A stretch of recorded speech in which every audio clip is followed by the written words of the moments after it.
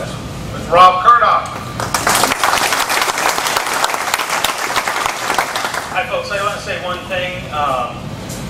I did run last year. I am running, and I can take your money. So bring it on. That was a little sore spot with us last year when we went up against the so-called juggernaut. I will say this much though, in reference to your comments earlier. You're looking at one future congressman who thinks this is a Christian nation, and I will never back down from that, no matter what Obama and the other folks up there want to believe. I didn't get a whole lot of chance last year. We were in a whirlwind, having a lot of things going on all throughout the 12-county district, and we didn't get down to Limestone County as much as I wanted. So a lot of you folks might not know who I am, so I kind of want to give you a little background about myself. I got to Waco to go to Baylor University, and for all the A&M folks, they love that because we're the one school that put more Aggie football teams in bowl games than any other school in the nation. I finished grade Baylor and I graduated and got a job at KWTX, which is a television station in Waco. In fact, I covered the incumbent when he first ran for state senator. I've known this guy for 20 years. I've known what he's about. And as a reporter, we got to know him even better than the average citizen wouldn't. That's the reason he's been able to stay in office for so long, because he says one thing in Washington and comes back here and does a complete other thing. He votes one way and talks another way here. And unless you're really up on it, a lot of folks just aren't. They like hearing what he says, or he tells them, well, see how good I've been to you? No one else can do what I did. In fact, we had a debate last year, which was kind of interesting. When he introduced himself at the debate in College Station, he said that he was a class of '74, and he proceeded to tell the folks in the audience that literally A&M couldn't be in existence today if it wasn't for all the funding he's brought back, which I thought was a little extreme, but that's kind of where it is. That's the two-track campaigns we had going on last year. I was talking about where we are as a nation, where we're going as a country, and what we stand for as a people. He was talking about how much pork and how many earmarks has been brought back to the district, and that's why he deserved to be re-elected.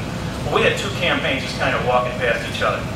Let me get back to what I was talking about. I went to work at KWTX, got to know him real well. I've been fighting battles with this guy for 20-something years because I know he's no conservative, no matter how much he talks. We've been working hard to get him out. I started my own business 25 years ago. It's a little company called Double Tape in Waco. It's a video production duplication house. And I've had that business for 25 years. I've been involved in politics at all different levels. And I don't want to bore you with my biography here, but just so you kind of know who I am a little bit. I've been a precinct chairman. I've been a PR director for the McLennan County Republican Party. I've been an election judge. I've been delegate to county and state conventions. I've been involved in campaigns throughout the district, helping people get elected that are good conservatives.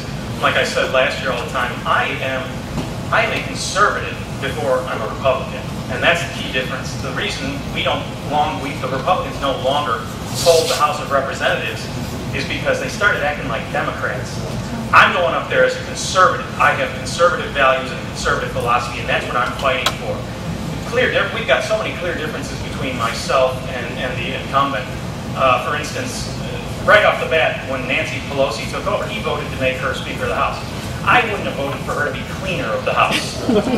This guy is so wrong on all the issues that matter to us. Gun control.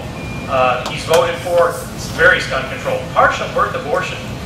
Not only is he for pro-life or pro-choice, he's actually voted for partial birth abortion to keep it legal. That's something where we just have fundamental disagreement. The size of government, what the role of government is. I don't believe it should be here controlling us. I believe in lower taxes, more personal freedom, less government. That's my basic philosophy. It's on everything we have. We had a really tough race last year. A lot of people said don't run. Chet Edwards is too tough. He can't be beat. All you're going to do is get him mad, and he'll get his people out and vote. They'll vote and swamp all the other Republicans on the ballot. And that was coming from some Republicans that were telling us that. They didn't want anybody to run last year because it was too tough. Well, let me tell you something. I've been fighting this battle for too long. I'm not going to stand by and let him go unchallenged and let him sit on his $2.3 million war chest and just cruise on through to victory. Somebody had to stand up and challenge him. I just got married last year, actually a year and a half ago. My wife Karen and I were planning our wedding when we were approached about running. Well, we talked about it, we prayed about it, we decided, okay, this is what we're going to do. So right after we got married, I come home from my honeymoon, and guess what? We're hitting the campaign trail because it's what we're supposed to do. We are in very difficult times. We came close. We got outspent by $2 million, and we only lost by 4.5 points. We shocked everybody. We shocked Austin. We shocked Washington.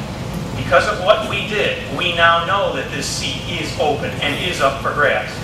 Washington knows this is now open and up for grabs. That's why this seat is now the #1 targeted seat in Texas by the National Party. It's the #2 targeted seat in the nation by the National Party. And the reason they know that is because of folks like you and folks throughout the district that sent a message to Washington and Mr. Edwards and his $2.3 million that he didn't represent our values. He represented the values of Nancy Pelosi and Barack Obama.